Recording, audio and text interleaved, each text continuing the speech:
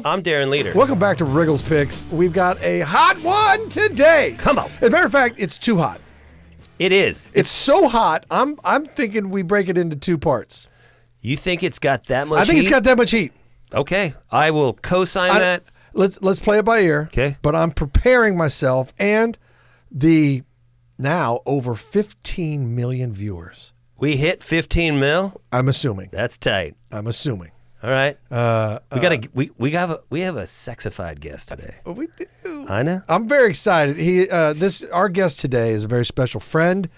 He's a great comedian, a great actor, and a true loyal supporter of the Big Slick charity that we do in Kansas City. He's been every single year. Dude, 16 years. that's a lot. Never missed one. Never missed one. Did you miss one? You Oh, missed he the missed first it. one? I wasn't invited. Oh, that's right. You know what? That's So you right. didn't miss it because you didn't say no. Okay. Okay. Hey, everybody. I want to welcome. I know we haven't even I introduced know. yet. I'm sorry. Everybody, put your hands together for Samm Levine. Yes. Everybody, God, Samm thank Levine. you. Thank you so much. What a true treat it is to be here. So Finally. as you're watching and you're going, oh, why do I know? How do I wear? Yeah, how about Freaks and Geeks? there you go. Inglorious Bastards. That's the thing. And if you've ever lost money playing poker in Los Angeles, it's probably to him. Nah, I don't think so. Yes. That's a lot. That's it's true. It's 100% There's a lot of true. people watching who would not recognize me from that. Maybe like 3.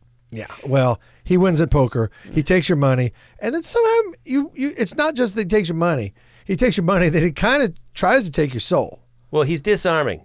Yeah. Because because look, let's just be real. Yeah. Today's the first day we've met. It's true. And when I see you, I see a gentle soul.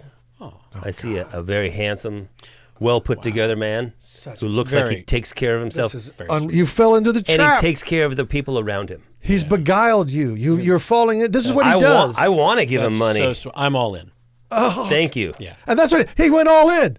Yeah. He just went all in, and now you're. I'm all in too. Because whatever is happening right now, I love it. This is great. He's Sam. Rob, why don't you take off? he's really good. You're out of here, huh? I'm standing down the hallway. We're just walking by. What happened, Rob? And we're just chilling. I don't know. I don't know. I'm just in And the we hallway. both walk out, and I'm naked, but he's got all my money. And Yeah. I'm like, wait a minute. I know. It's called Sam's Picks. Dang it. Yeah. How did he do it? Yeah. He's that good. He's that good. Guys. Sammy. Yeah, buddy. It's so nice to see you. Thanks for coming. you too. Thanks for coming and joining us. We've got a lot to cover, a lot of ground here. I can see you guys got these pieces of paper. I don't know what. I don't want to see. No, I don't want to see it. I don't want to see what notes. don't want to show you. have been gathered on me. What kind of intel? Honestly, only the top part here where it says your Instagram at Samm Levine. That's 2 M's on Sure Sam. is. Yeah, I have a question about that. And Twitter's the same thing, at Samm Levine. Again, 2 M's on Sam. You can go to Cameo / Samm Levine. 2 M's. There's all kinds of. You're doing a crowdfunding. I am doing a crowdfunding. Break it down for campaign. me. Tell me about this. Thank you so much for asking. Yes. So it's we're on Indiegogo, and it is for a short film that my friend Clark Wolf and I. Clark is a very talented writer, director, actress, and she's written this great horror short film called Fiends Giving. Ooh, Fiends Giving. Fiends Giving, like Ooh. Thanksgiving, Yeah. but for fiends. For fiends. Like Friendsgiving. It's fiends, But dude. without Yeah, without friends. the It's fiends. R. Right. Yeah. Anyway, so she's written it. I'm going to be the star of this thing, and we would love to shoot it, and we'd love to.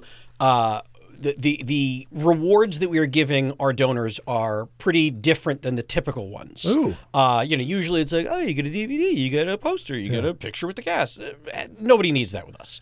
What the people we think would be interested in seeing this, what we want to give them is a look into how to actually make a film. Ooh, interesting. We want to give. We're going to have a live Discord server where they can have constant chats with us. We're going to make all of our production documents public to the people who have supported it, so they can see our breakdowns, our budgets, our shooting schedules. That's cool. Everything, Yeah. and they can ask questions and be genuinely learn the process by watching us do it and ask questions along the way. Oh And my gosh, I that's think that's invaluable to people who want to get into filmmaking. Seriously, and it's not like we're doing it with studio money. Like the budget we're going to be doing it with ostensibly could be a budget you do it with wherever you live with your friends. So we think It's this a could be- masterclass. class. It is kind of a master class. It's a master class. That's so cool. And that's actually very innovative. That's a great idea. Well, thank you. It's all tuition Clark's. is your donation, right? Yeah. That's pretty cool. There you go. That's great, and I love the transparency too. Just if you're an investor, just a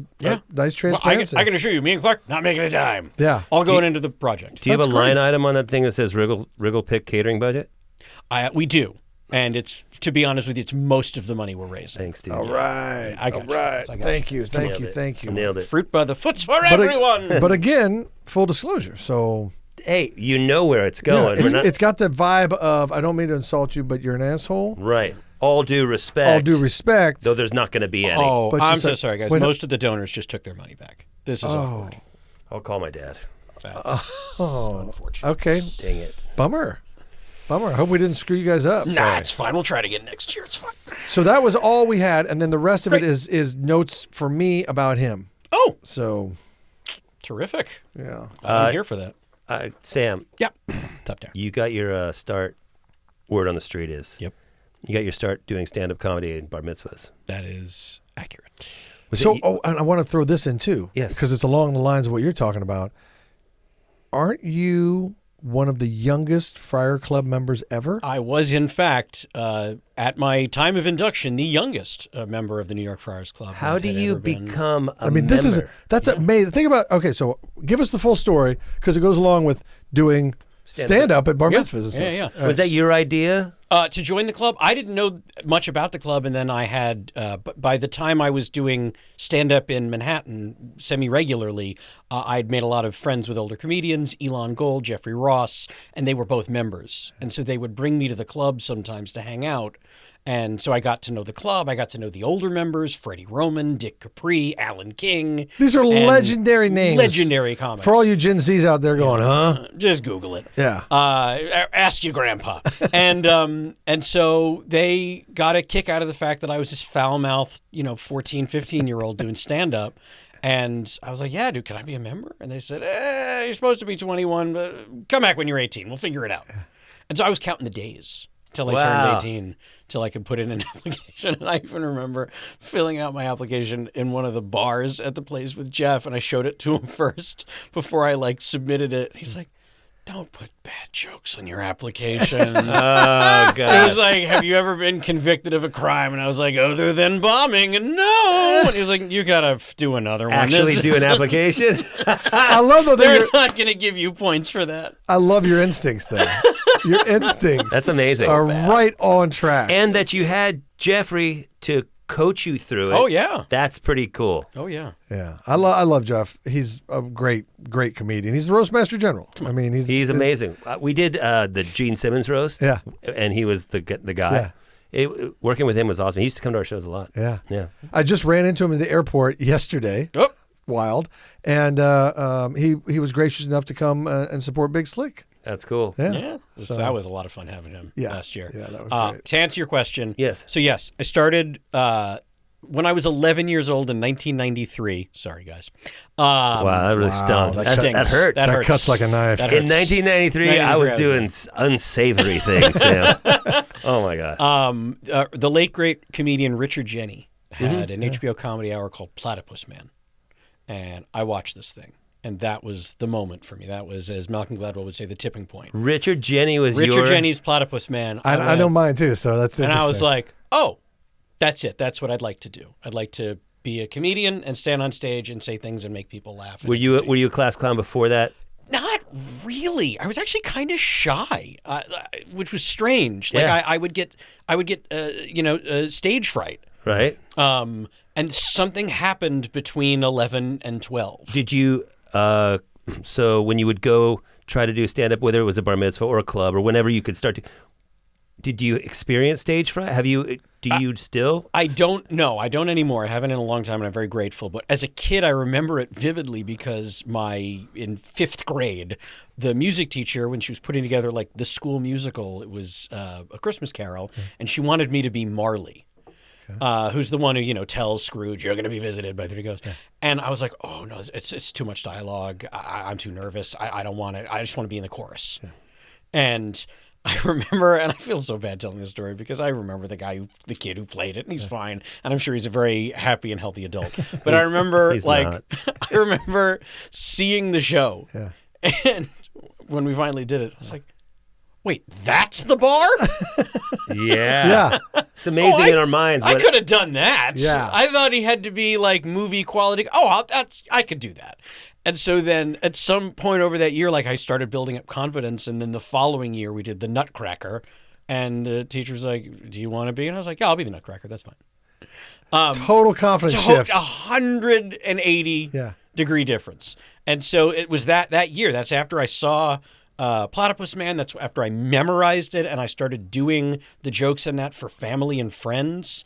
And then That's how it starts. And then I did it at the 6th grade talent show. Did you really? I did almost verbatim the cleanest one of his bits that I could get away with in grade school. And because all my friends saw it, just a couple months later, they all started turning 13.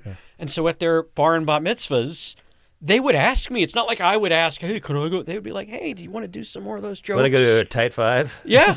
But it was the great timing because if you think about a bar mitzvah, like everything kind of quiets down when the food comes out. Sure. And the teenagers couldn't give less of a shit about eating.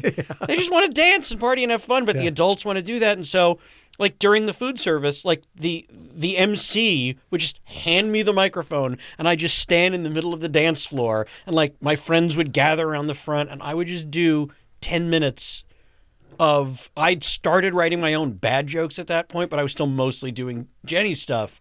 And it was I could barely tell clean versions of the jokes. I was about to say, because I remember Richard Jenny, and I remember, it wasn't clean. No. Like, there's a joke, he had a whole bit in that where he's talking about late night, there should be a late night cooking show for, like, scoundrels like him, during 4 a.m. prime feeding hours. And he's like, "Hey, you're just a real disgusting guy. You know, the kind of guy who wears underwear that says home of the Whopper right there on the front." I'm fucking 12 years old. I don't know what that joke means. I told it so many times. Bro, stop right there.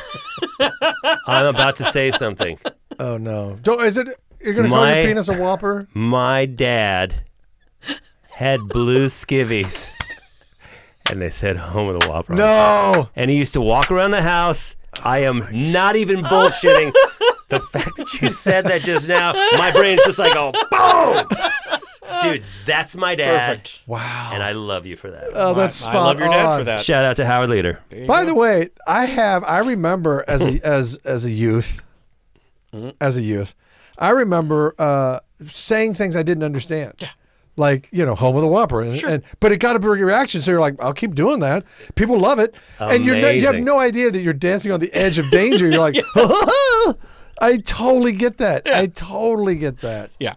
Oh, my God. So, it's true. When the first time we met, you always struck me as a very polished comedian. And I always think, I was like, wow, I really said this. I remember thinking he must have been doing this since he was 5. Wow, not far off. Because you had your 10,000 hours before you were a junior in high school. Well, I mean, I was very lucky. I did get a lot of stage time as a teenager. That's amazing. I didn't get my first stage time until I was 28. Oof. Yeah. That's rough. That's the first time I ever even went on stage. That's so hard because you're up there with a bunch of like 22-year-olds and they've all been doing it for 3 years already. Yes. Yeah. Yeah. No, I got very, very lucky. So I was playing a bar mitzvah and my friend Jason asked me to do some stand-up. It was in Manhattan and his cousin was Lisa Kudrow. Yes. And so she's at this reception. I think I've heard this. Watching me do stand-up, and it was a very good set. Got my material. Why wouldn't it be? And so at the end of it, like, as she was leaving, she came over and she was like, "Hey, that was really good. I don't think I've ever seen a kid comic. Are you a professional?"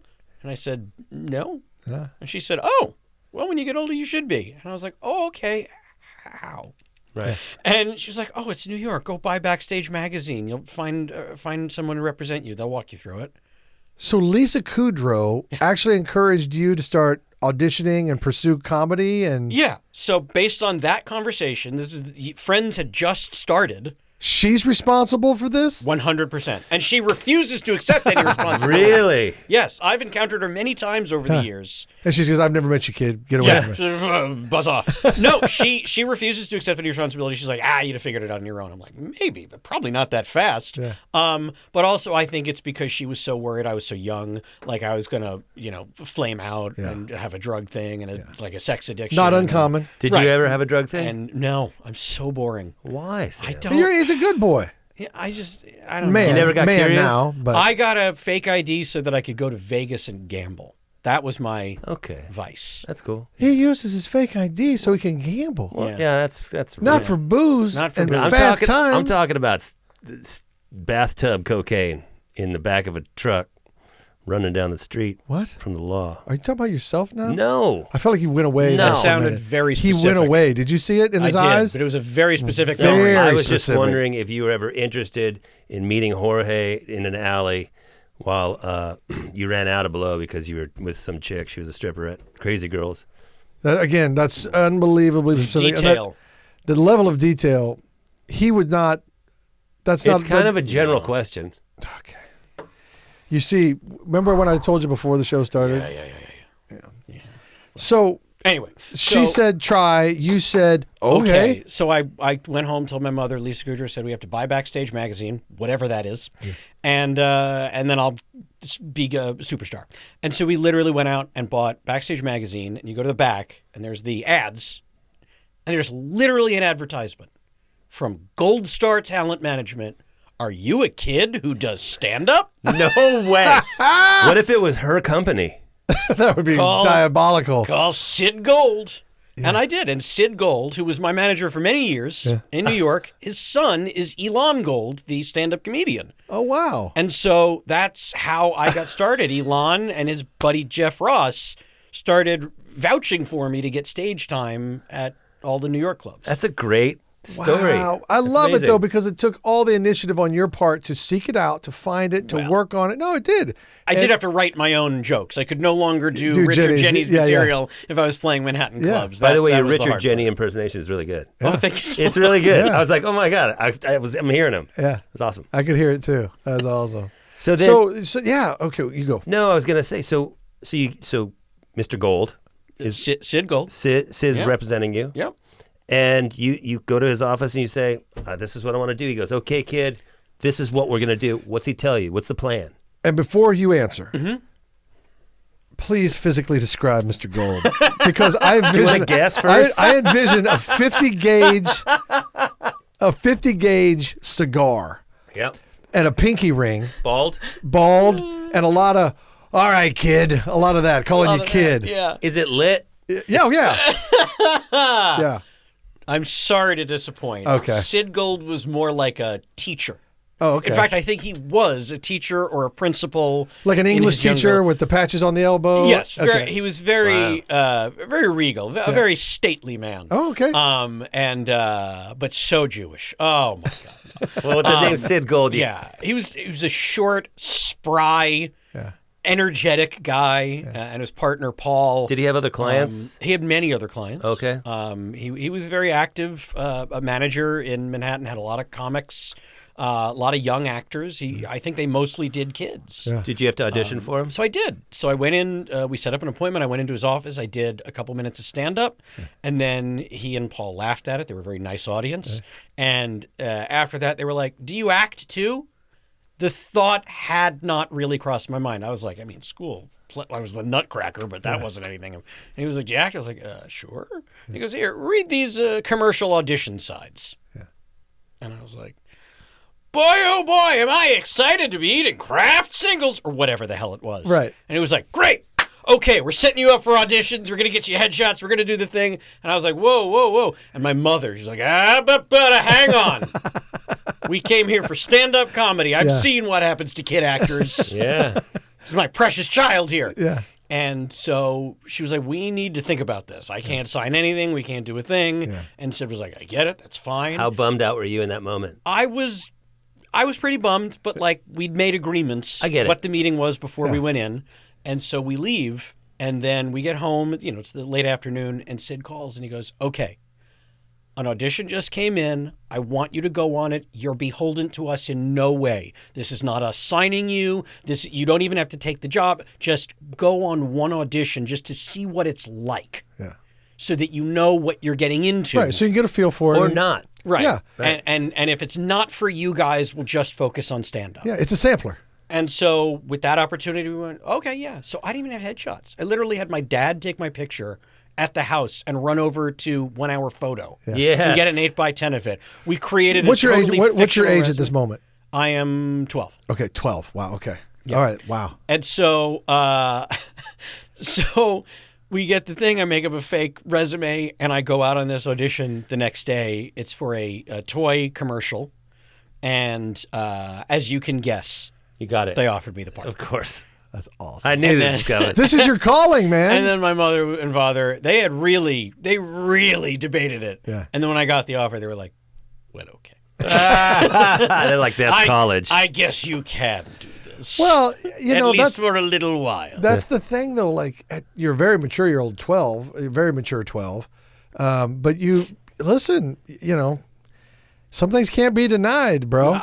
You know, like if you go in and you get the gig, you get the gig because it wasn't just you. Yeah. There was other people. There They were saw other- a lot of other people. They did. You know, But here's the catch, and I've come to learn this, and I wish somebody had told this to me when I was a young actor. It's so weird that I never think of myself as a kid actor, but I guess for all intents and purposes I was. The field of competition when you're 12 to 16 is fucking nothing in New York. really. It was so easy to book commercials. All you had to do is just speak clearly. Really? And yeah, at that era, I Yeah. can't speak for now. I Right. can't I was speak about to for say. I wonder before what it's like then. now, but now it's a little probably. It's probably tighter. very different now because of Yeah. cell phones and the internet and everything. But in the 90s, I booked all the time. I booked so many radio commercials. Oh wow. Interesting Because radio. all you had to do was just have a kid Sure. radio voice, and I'd listen to enough. Yeah. You know, Dad. That's all you had to do. But who's going to be our alarm service? Yeah. Just whatever you want. Hello, just whatever you want. Yeah. Just all you had to do. And like, I was like, oh, okay. And so I thought, oh, it's super easy. Yeah. And I got older. And then I got to an age where I'm like, oh, now I'm competing against people who went to college. Have skills. And studied this. Yeah. And have their damn near 10,000 hours. Did of- you ever study? No. I mean, I took some acting classes here and there. But never Never diligently. intensive, never anything like that. And I feel like I got very little out of those classes Right. because they were teaching you, they were trying to teach you everything to cover you for all potential paths your No career might go specialties. down, but no specialties. Yeah. I mean, you could take specialty classes, but I never did that. And so, like, I remember, oh man. So when I was a teenager, I took I will not name names. I took an acting class in New York. My mother sent me to one because one casting director told my manager he needs acting classes. And so I went to one, and I just remember not feeling like I was getting very much out of the class. Yeah. Like, it was all other young people, and we would be asked to do a lot of improv. Yeah. And I would always just lean towards going for laughs. That was just my instinct. Sure. And so every report card I got from that class was like, stop trying to be funny. Just stop it. Yeah. Just find the moment. I was like, there's no moment with the scene you just described if I'm a teenager. Right. Like, we're doing scenes where we walk into our home and it's been broken into and everything's destroyed. Yeah. I am 14. Yeah. What would I know? What kind of raw emotion do you expect from me? I'm going to go for laughs. Yeah, I would. A 14-year-old would say probably something inappropriate. Right. I'm going to walk in there and just go, we got to get out of Bedford-Stuyvesant. Like, that's my joke. Yeah. It's a bit. It's local humor. Yeah. So anyway, I got not a single good report card in that class. And I did it for 1 year, and I was like, all right, we're tapping out. But you felt, and your track record was proving to you that you had a clue. I felt like I knew what I was doing, but Right. also I had the bravado and ridiculous overconfidence of Right. being 14 years old. And on the one hand, I was getting laughs on stage. So you was validated. But then as an actor, I was still trying to, I mean, I'd only done commercial stuff at that point. So I don't know. I felt like, nah, I got this. And in hindsight, I probably didn't. But the point is, 3 years later, when I booked Freaks and Geeks, Yeah. the teacher of this class had a habit of anyone who'd taken the class, they would put an ad in Backstage Magazine with a headshot of that former student congratulating them on their new job. And hey, you can learn where they did. Right. Of course. Look at this. Of course. And so when they called and asked for permission to use my headshot in an ad, I was like, no problem. Can we get Backstage Magazine on the phone so that I can buy a full page ad on the opposing page and publish all 4 of my report cards? Did you? Oh God, Sam. No. That would have been amazing. that would- Look, it would have been a move. I'm not gonna deny that was That's a my baller horrible move. instinct. No, but that's I your was comedic like, instinct. Yeah, I was like, I can't start off my legit career that way. It's so vindictive. I thought you were going to say that you were going to deny them the headshot. No. No, that's bad form. Yeah. Yeah, you wouldn't have done that. I wouldn't have done that. I just wanted So to have a little let's fun with it. let's do that. So you go. Okay. By the way, before we get to Freaks and Geeks, because Yeah. I want to get there. I know a lot of people are interested in that journey, your specific time there, and then why the f did it only do 1 season? Oh, buddy. Yeah, I know. These things kill me. They Yeah. and they kill the fans too. The fans, it eats at them still. I know. So before we get there, though, Friars Club. Yeah. You, Mr. Gold gets you to the Friars Club. Elon and Jeff Ross were my entrance into the club the first time. Okay. And then I made friends. And then Freddie Roman was the one. He was the dean or the abbot at the time. I think it was the dean. And he had said, it's supposed to be 21 because we got open bars in here, but come back when you're 18. We'll figure it out. Okay.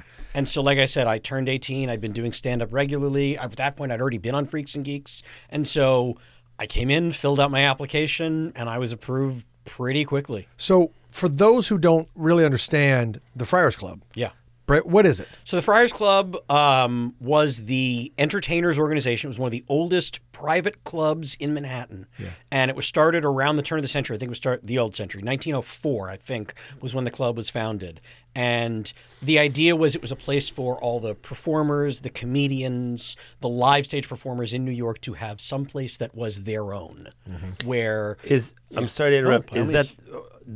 that's the roasts?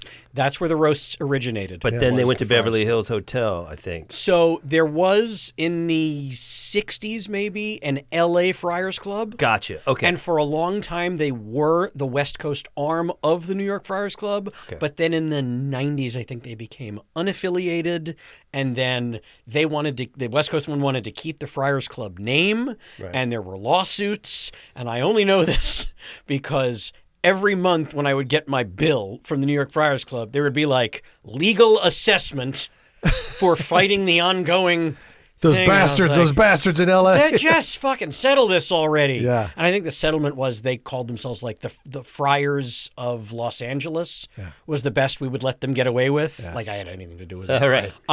But yeah, so there were Okay. they were apart together, but then not. Sorry, I was okay. No, it's quite all right. No, but the Friars Club, it's legendary. Yeah, it was legendary. Like Milton Berle, Joan Rivers, all the greats of comedy were members. I there. think I went there one night when I was on the Daily Show, and I did something.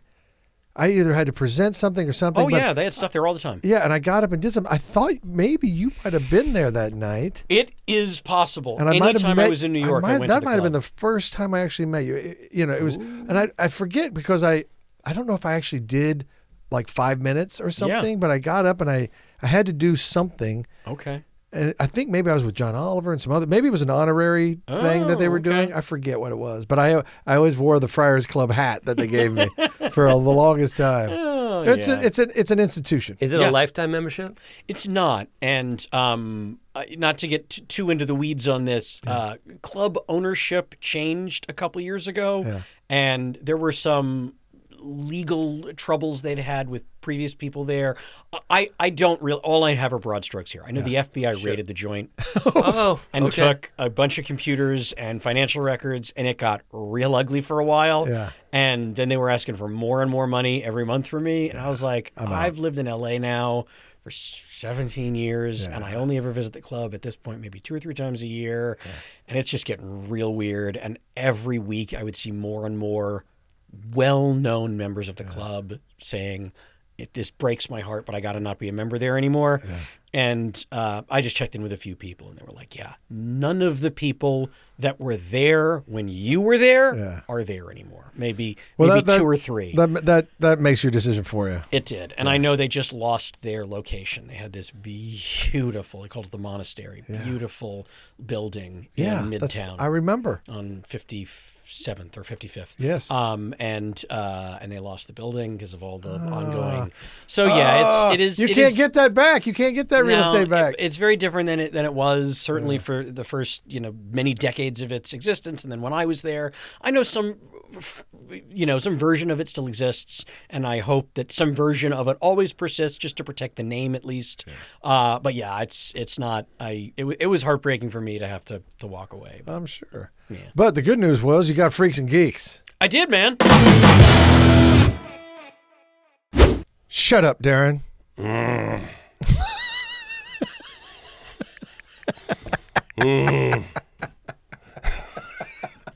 I love the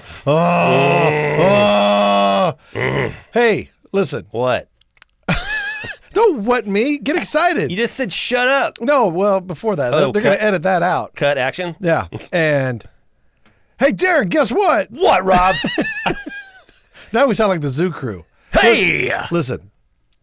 We're going to come back. We're going to come back to this, okay? Okay. There was a lot of great stuff that we covered with Samm.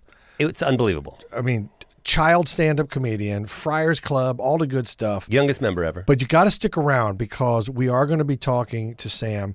We're going to be talking about Freaks and Geeks. We're going to dive into the Freaks and Geeks stuff, which is legendary.